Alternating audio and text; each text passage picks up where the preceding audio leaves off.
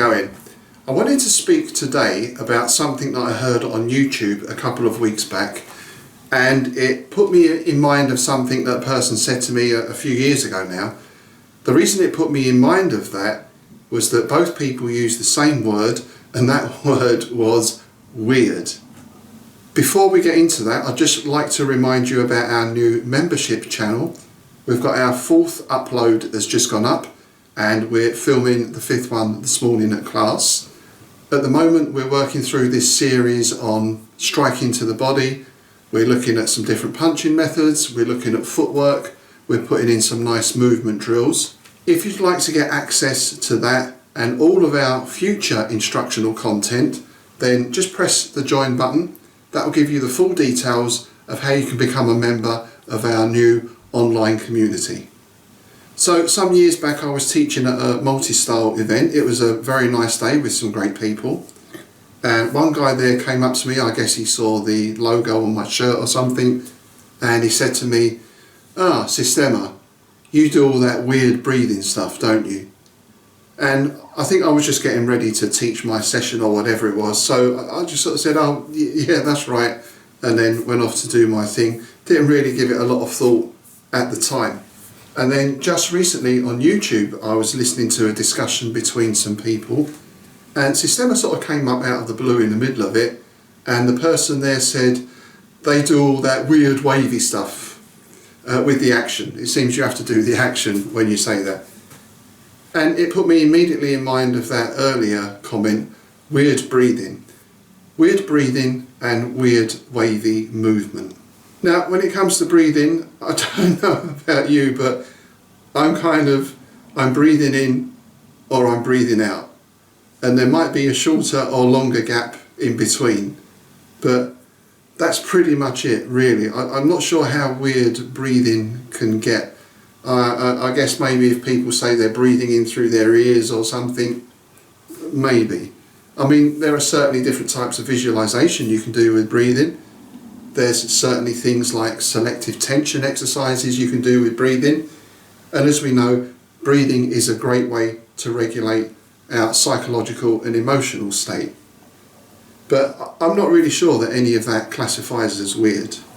And the same thing really goes for wave movement. I mean, if you think about who does wave movement, now they might call it something else. They might call it movement chains, they might call it fudging.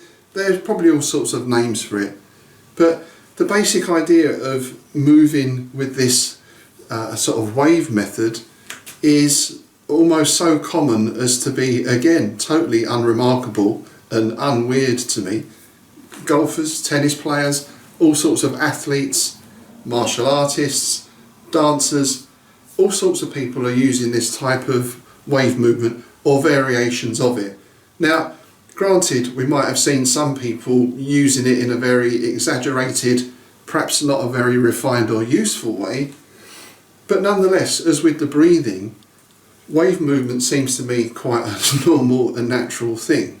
And what strikes me as weird is that these very functional, normal types of human behaviour, of human physiology, of human movement are suddenly deemed to be weird.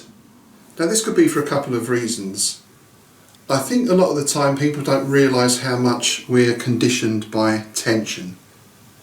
Traditionally, when you see any kind of fight in a film particularly, or any sort of entertainment, there's quite often a lot of tension involved. The movements tend to be quite clear.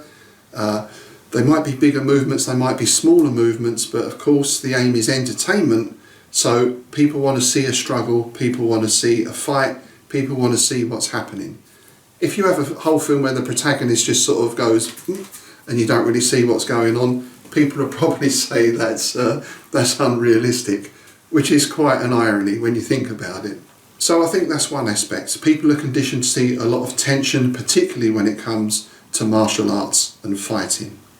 I think the second point is that martial arts can be very tribal, even adolescent in some cases.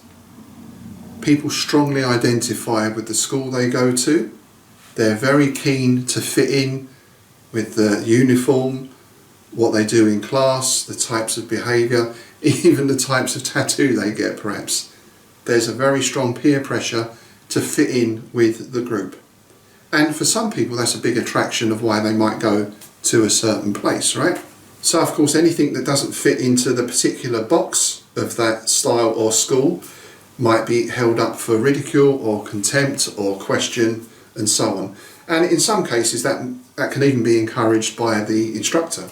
To me, if I'm happy doing something and I'm getting something from it, what's the problem? I don't feel the need to look at other things and say stuff about them publicly, really. If people are happy doing that and they're getting something from it, then fine, that's good.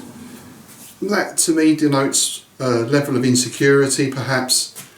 Again, because if you're happy in what you're doing, why do you feel the need to run down anything else? It speaks to me more of that group think really than anything else. Being keen to be seen as part of the group. And then what you sometimes get alongside that is people say, oh, but that guy's been doing martial arts for 20 years. Okay, but we have to bear something in mind. And there's one of my old teachers always used to say to me, some people go to high school but they never graduate. And there was another saying, yep, some people might have done 10 years martial arts, but they've done 1 year 10 times. So time in is not necessarily a measure of understanding. And I can't think of many other activities where you get that same sort of thing going on. I mean, if you look at music, for example, someone might listen to ABBA, who write great pop songs, and then you might listen to something like Charlie Parker, freeform jazz, and it just sounds like a load of notes, right? It's just a load of random stuff. But if you actually understand what they're doing and the theory of it, then you begin to see the skill involved and the level of skill involved in what they're doing. And of course they're also expressing themselves freely with that skill rather than sticking to a rigid formula. Social media has obviously played a big part in this new culture because sounding like a dinosaur, back in the day, if you wanted to go and see something for whatever reason, you might have a genuine interest, you might want to go and test it out. There might be more aggressive reasons, perhaps, shall we call it that, but it was by no means uncommon for people to turn up at your school and ask to test it out, usually in a very friendly way, but not always. But the upshot was those people went to see, or if you were interested in something, you went to see. Now, of course, you don't have to go anywhere. You can watch things on your computer and make your own judgments based on whatever knowledge you may or may not have. But the fact still remains, if you want to know what the pie tastes like, you have to take a bite. And of course there's a lot of people putting out content. There's genuine people putting out content, showing what they do, explaining what they do. Again, depending on your taste or what you're looking for, you might find some of that interesting, you might find some of it not interesting. But those people are at least making a genuine effort to explain what they do, to explain their art. Then you get the people who invent this sort of online persona, perhaps because they think it will sell better or whatever, and they invent this sort of character and they use that to promote what they do.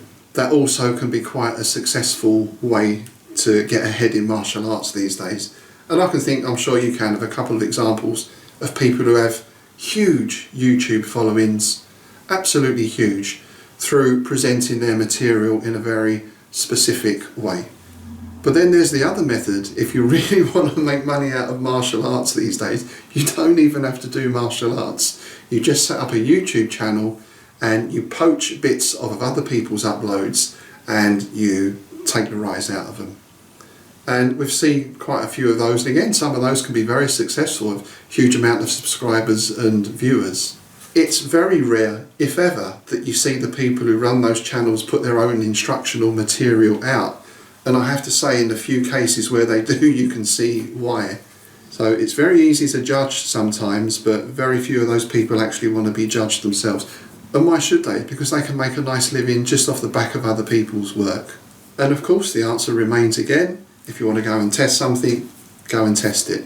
It's easy pretty much wherever you live, certainly in Europe, North America, those places, to go and see these people.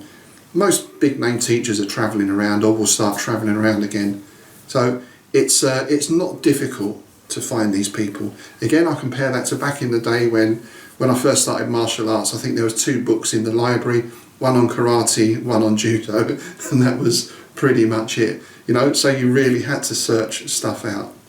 So that's a few ideas on why people might find something weird. Of course, there's other opinions, and I'm not really expecting this to change anyone's mind. That's not really what it's for. I suppose what I am saying is, don't always judge things from your own perspective, or at least get some extra or different perspective before expressing an opinion about something. And it's fine to express opinions, of course, everything's open to question, but also be prepared for people to judge your opinion on what they think your experience and perspective might be. I also think it can be a shame if that sort of behaviour discourages people from trying other things out. Why would you want to limit other people in trying new things?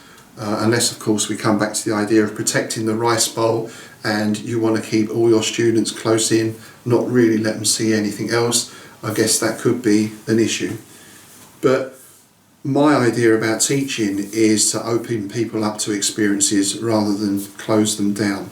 That way you start producing people who are adaptable, are able to work on the fly, and are also able to think for themselves. And I think that's very important. Anyway, that's it for now. As things are opening up again, we're getting all our classes back up and running. We're going to be starting up some workshops this year as well, hopefully. So for details of those, keep an eye on our website, or you can sign up to our mailing list. And once again, all our YouTube instructional content now is going to be directed through the new membership channel. So just click join to find out how you can access that. Take care.